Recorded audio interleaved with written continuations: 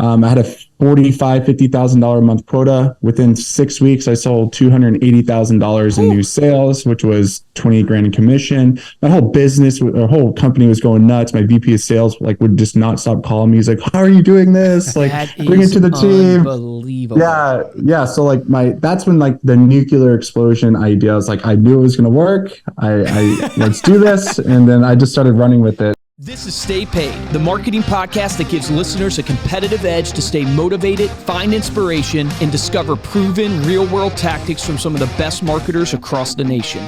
Welcome to another episode of Stay Paid. I'm Joshua Stike along with Luke Akery. And before we bring on our guest today, we'd love it if you take a minute to subscribe to Stay Paid on Apple Podcasts or Spotify. If you're not already subscribed, and while you're there, drop us a review. We'll read it here on the show. This week's featured review comes from Bailey. So Bailey McCleary on Apple Podcasts. They say, "I came across Reminder Media through a job posting, and ever since I applied on Indeed, I've been obsessed with the podcast and the Facebook page and just really diving deep into the goals of the company and how they really run the company and the knowledge affiliated people have that is shared to help businesses grow. I'm taking the advice I am learning and implementing it in my own personal life, and it's just amazing some of the things I have learned in such a short period of time." So thanks, fantastic. Bailey. And that was did we hire Bailey? That was a smart way to try to move yourself up to the employment process. To the interview process. That, yeah. There you go. That's great. Our guest today is Rick Elmore. Rick is a former professional football player turned entrepreneur.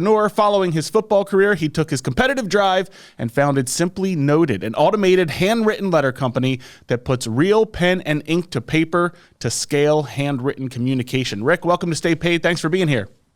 It's great to be here, guys. Thanks for having me on the show. Yeah, Rick, excited to talk to you, man. I got to ask you, so how was it playing in the NFL? It's like every boy's dream, I think. How was that?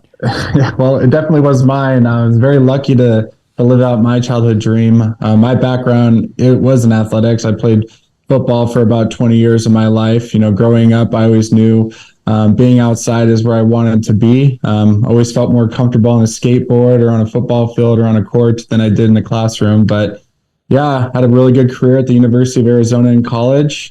Played for Mike Stoops and Mark Stoops back, and I feel like it was not that long ago, but it was a long time ago in the early 2000s. Those two guys were defensive mastermind gurus.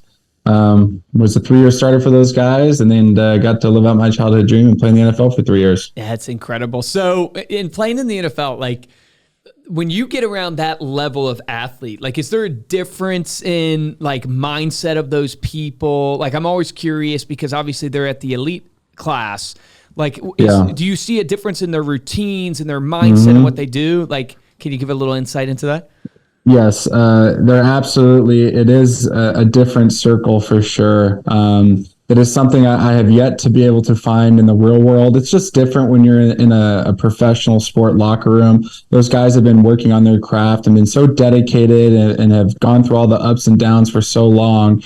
So when you get there, you're expected to perform at a high level. You're expected to learn from your mistakes and compete and win. And it's okay to have all those expectations. It's not like it's a bad thing. And, I went to, corporate medical device sales, and I thought I would find something there that was similar, and it's just not. Those guys are weak, huh? I say guys and girls. I hate to say it, but it was just a different beast. I absolutely miss it. It is a hard thing. I'm actually very passionate about mentoring athletes from life after awesome. sport. Yeah, because it's something that is so hard to overcome because when you're in that field, you're just so competitive and so passionate about that one thing that you're doing. And in my case, I got paid to kill quarterbacks. I was literally be aggressive, fight, So you were really trying to take their heads off. Yeah. And then, when you get in the real world, it's now you got to learn how to win with your words, and you can't just slam somebody to the ground. What about how big's your team right now? Because I know you guys are a newer company. How big's the team? So we are just past 4 years. We're coming up on 5 years. We have 6 full-time people in our office every day, but we're self-funded, so we don't have investors. We don't have loans. We have no debt. Bootstrapping. And that was something I was very passionate about. I was really successful in my corporate career, and part of the reason I started my own business is I wanted to see if I was successful I always knew I was like successful from working hard, but I wanted to see if I was successful because I had a lot of success in the corporate world. Like if it was because I was just a part of a good company. So I found out that wasn't the case. It doesn't matter where you are because you have to have a good team, a good product. You can have that stuff. But we've grown this to a multiple $1 million a year company, and I've done it profitably. So I'm extremely proud of that. Yeah, man, I love that. Okay, one last question, and then I know we want to shift to the business. But so team of 6, the locker room, you've never experienced anything like it. Like, what are you trying to do to bring that same mentality to your team? Like, what have you found work? Like, we have a big team, and I'm always looking for ways to like, how do I get people to be obsessive, to perform at the highest level, and not, make them cry, basically. Well, the first thing when I was part of corporate America, it was really hard to do anything on your own because you had to jump through like 16 hoops before you got anything approved.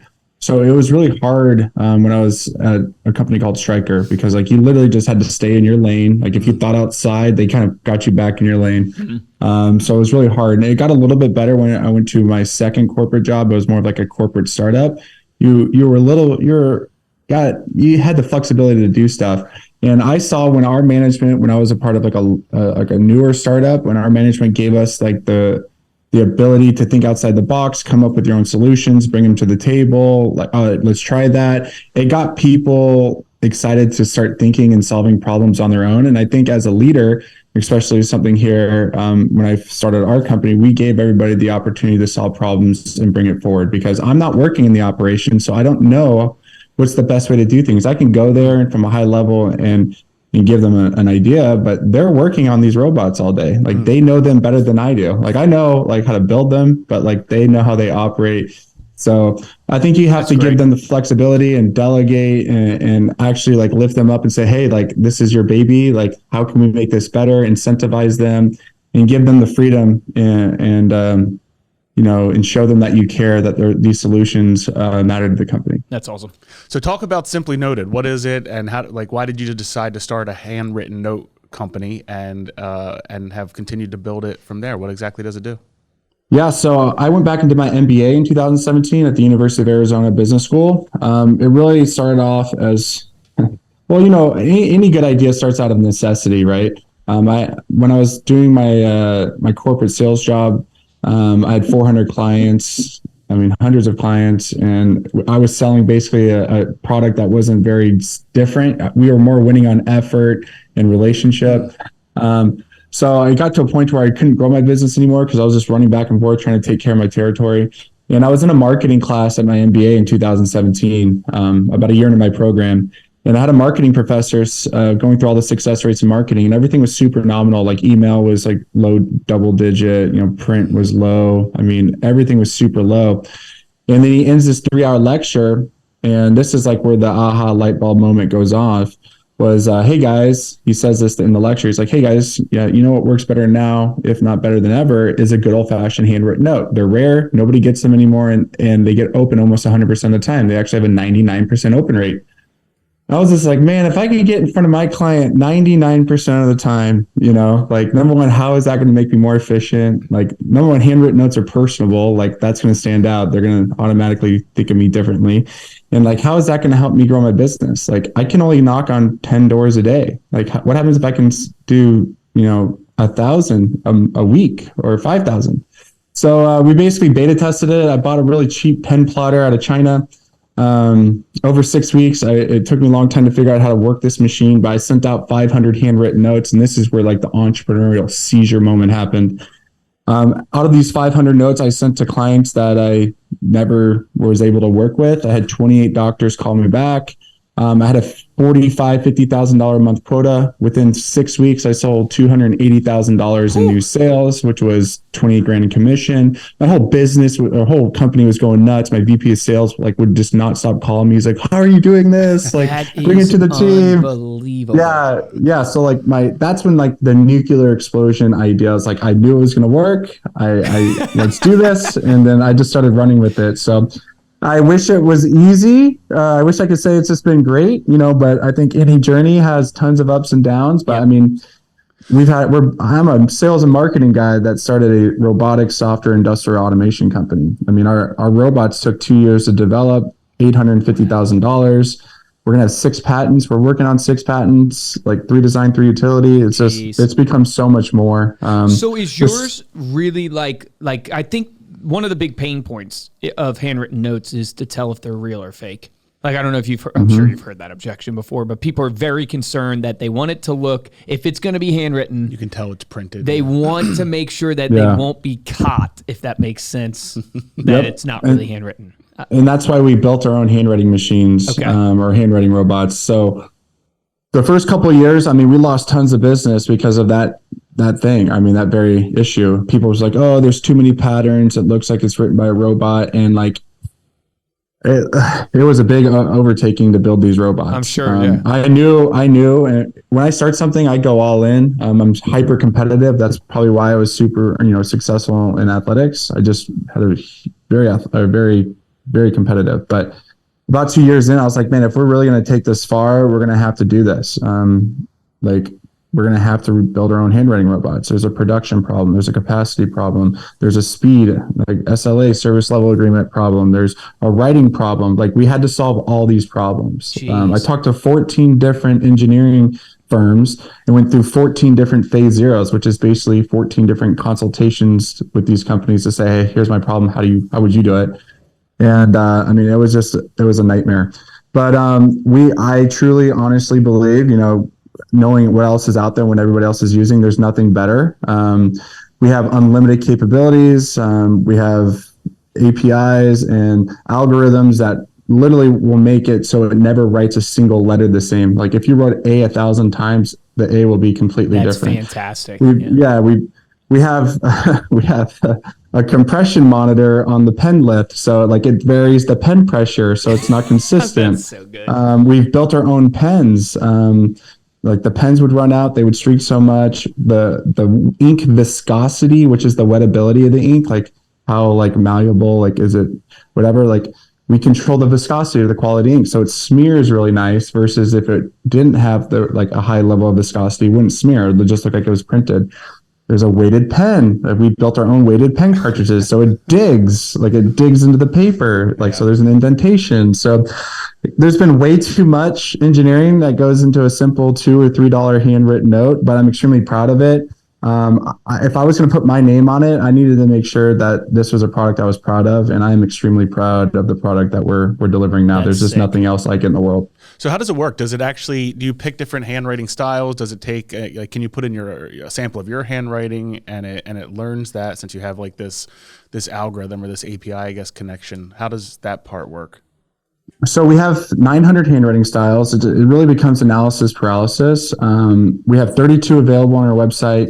And then if you really want us to, we can create your own handwriting. We just don't recommend it. It's a lot of work. You definitely don't want my handwriting. I know. I'm telling you, most people say that. And that's what I'm saying. Just pick one. We've done a really good job at creating ours. But if you really want, like presidents of like foundation schools, nonprofits, political figures that absolutely need theirs done. And there's a need, like if you're like a public figure and it's going to end up online, like I get it. Yeah. But 99% of the population, like it becomes analysis paralysis. Let's focus on the project, the point that you're trying to get done, the success of your campaign versus getting caught up in creating a handwriting style. We can do it though. We do it all the time. I would say like less than 1% of our clients have done it. We can even do signatures and stuff, draw funny pictures. Like, these machines we have full control. We can do anything we want with them. When you look at like success rate of who to send to, I'm assuming past clients, sphere of influence, that type of concept is really high. What do you find as the best marketing campaigns that you're seeing in real estate, insurance, those type of industries? So we're all about attracting and retaining clients. Okay. For retaining, we 100% recommend, and these are for the businesses that have a vision for years. Like, if you are going to be in your business for 2, 3, 4, 5 years or longer, for retaining your clients, it's just a hard thank you. Thank you for being, a great client. Thank you for working with us. Build on that relationship, increase that loyalty by just saying thank you, not trying to upsell them. you're going to build better loyalty. You're going to get more referrals. When you have a new product, you're going to be able to upsell them better, versus, and I see that all day, every day. I see people say like, oh, here's 10% off your next order. And I get it. People are always trying to like quantify like budget or see an ROI, but the businesses that we see who use us for relationship building and that do it the best or use us most consistently are just saying thank you. Like, especially in real estate, if your commissions are going to be in the 4 figures, 5 figures, 6 figures, right? Like $2 to say thank you. Is it worth it? But and then also for attracting new clients, it's a great, marketing tool as well, just because it's different. That engagement rate's so high.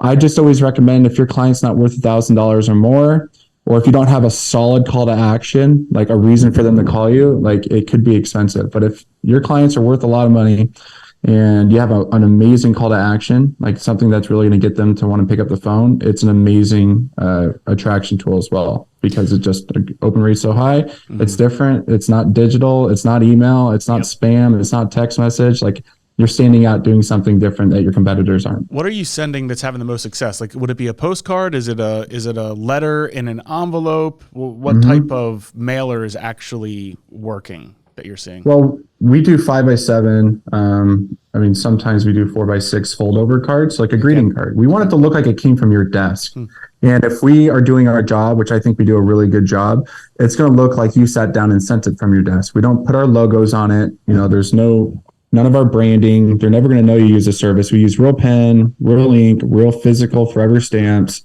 It's everything that you would use to send a note. We do it. We just use robots to write it. But I would say that is the bulk of our business, is just greeting cards.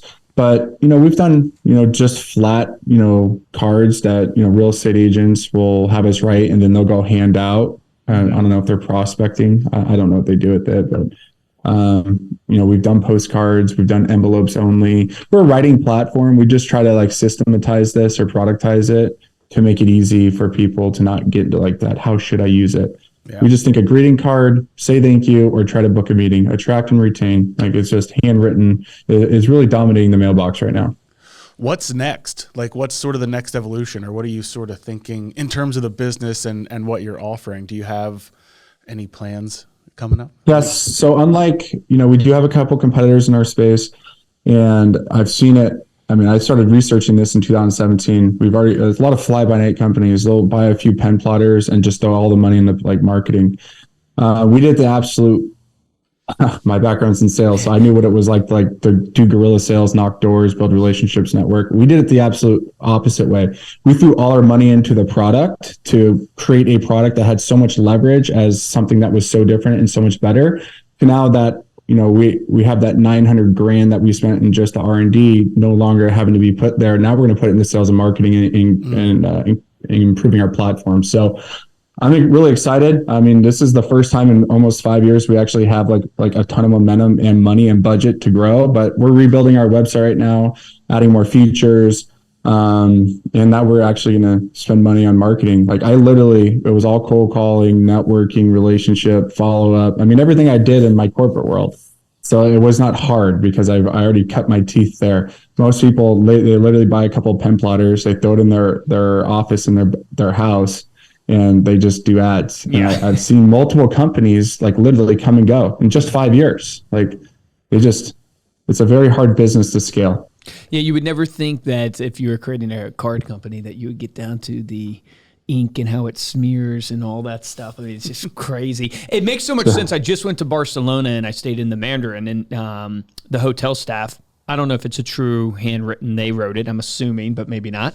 Maybe they use a company like yours. If not, that'd be a good avenue to go after these fancy hotels. But wrote me a personal letter, welcoming me, all that stuff. And it does make a difference. Like, you're sitting there, you have it in an envelope. When you walk into your room, you do read it.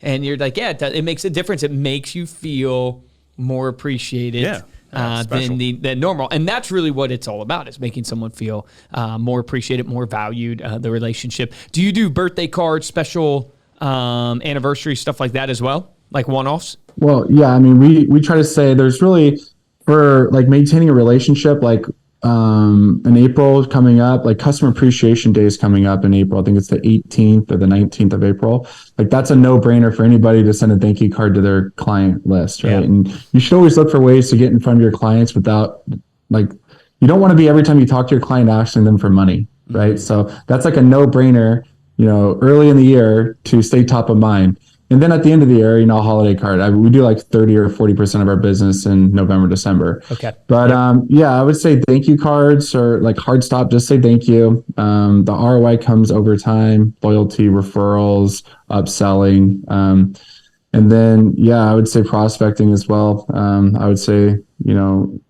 there's probably a great card in, have you ever thought about selling your home?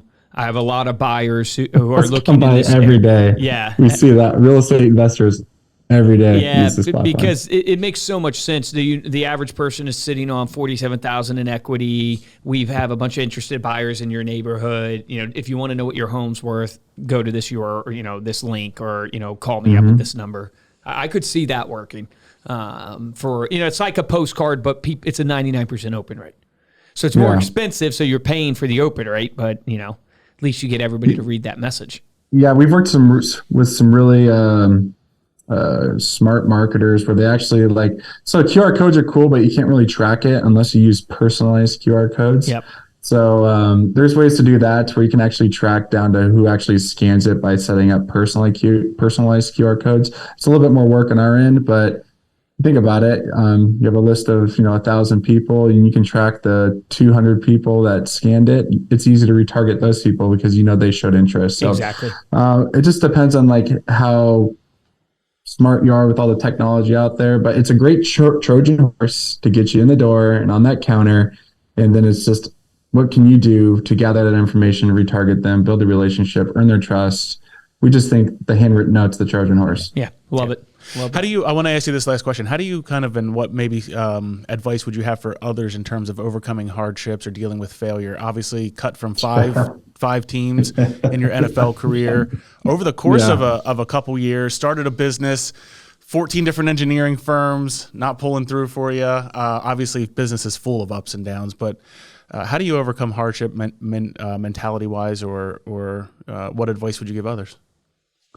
I was very lucky to have very supportive parents. I saw them go through a lot of hard things growing up, and my parents never quit. So I don't know if that was just, embedded into me without me even realizing it. But at every failure, and I don't know if this is learned or if, again, I was born with it, but every time I failed, I had a tremendous amount of, I don't know if it was internal energy to want to try again. And I think that's just developed over time.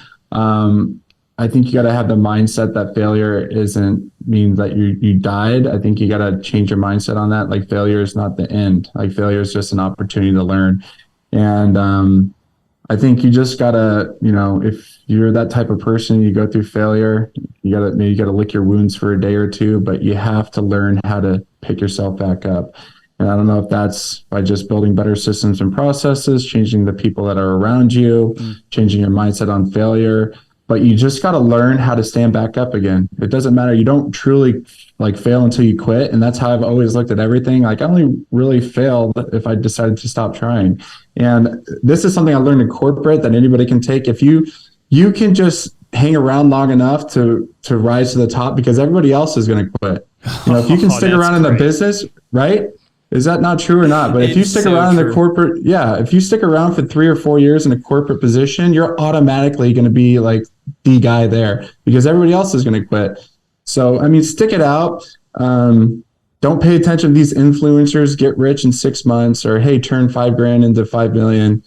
That's just not real. Maybe in a spoof, but it's probably illegal. They're going to get caught or something. But just, work hard, be a good person, do the right thing. Don't lie, cheat, and steal, and just stick it out, and things are going to work out. Love that. It's great. Rick, thanks so much for coming on. Before we close out, let people know how they can connect with you or learn more about Simply Noted. My dream is just to share this technology with the world. It really is different. There's nothing else out there like it. We want to send you a free sample kit, and it's 100% free. Just go to our website. It's simplynoted.com, just how it's spelled, S as in Sam, INPLY, noted.com. And in the top right corner, it says request a sample. we spend about $20 putting this kit together to send to you for free. And this is what happens when people receive this kit. Like, they get so excited. They're like, no way, I thought this was going to be printed. Like, they just love how nice it is. And then they call us, even if it's a week later, a month later, or 6 months later, when they had that project in mind. So go to simplynoted.com, request that sample kit, or go to LinkedIn. I'm on LinkedIn basically all day. And again, my name is Rick Elmore, Elmore, and connect with me. I'd love to chat with you there as well. Awesome, Rick. Thanks again. And thank you all for listening.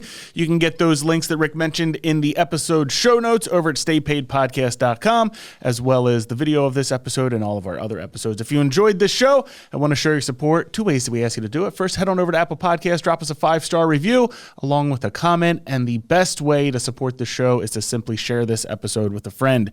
If you want to get a hold of me or Luke, you can email us at podcast@remindermedia.com, or you can find us on Instagram. We are at Stay Paid Podcast. For this episode of Stay Paid, I'm Joshua Stike. Guys, I'm Luke Acree. Rick, really appreciate you coming on. I would encourage everybody, go check it out. My action item for all of you for this podcast. And I think this can apply whether you choose to do the handwritten note or not. And I think it's a great avenue for you to take. You need to think about the people in your database right now.